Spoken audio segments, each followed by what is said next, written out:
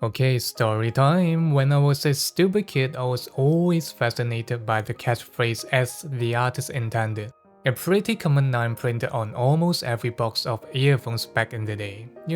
Marketing at its finest. And to no one's surprise, I fell into the same trap and got disappointed again and again. Because at some point in an audiophile's life, one must have dreamed of listening to the truth of music through a pair of perfect earphones or headphones, alright? But here's a cold hard truth. Such a single piece of equipment didn't exist in the past, doesn't exist as of now, will not exist in the future, and should never exist as well. Even if you are using the same gear as the artist or mixer, in most cases, it's not going to reflect their intention entirely. Here are some examples to support my uneducated opinion on the topic. If you are a professional artist or producer, feel free to leave a comment down below to correct my misunderstanding or add additional info to enlighten others as well. Case 1.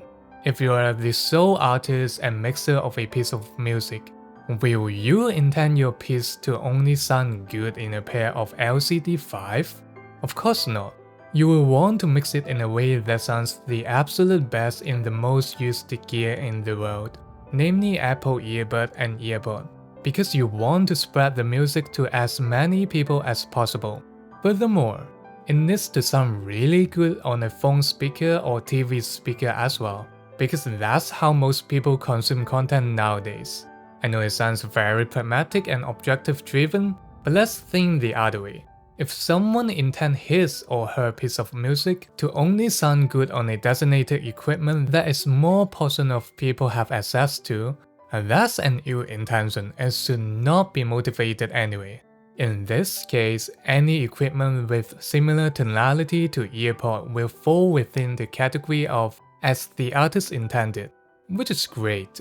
Case 2. Some music is created for playback under specific conditions, and no matter what kind of earphones or headphones you use, it will not be as the artist's intent.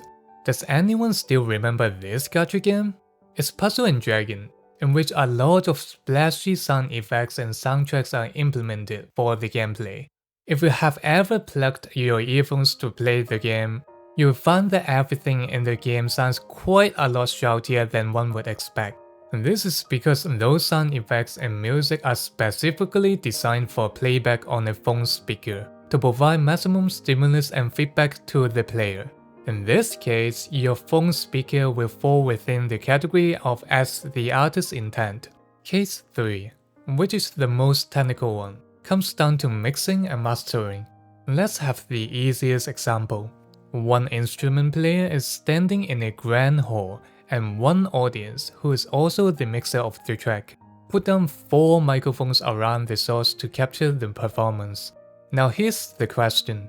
How to reproduce the intention of the artist? First of all, the intention of the artist is directly related to the interpretation of the mixer now, because there's a distance between the audience ears and the source.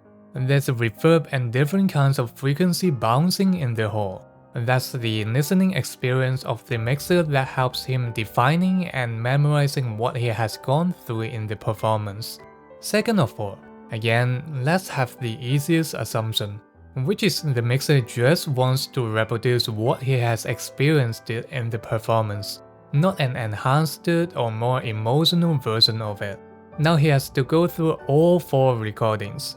By the wording of a friend of mine who used to study digital music and always talk shit about it, you have to overlap and process the images to get a solid, information-rich bass tone and overtone. Add different kinds of plugins to balance the dynamics throughout the performance.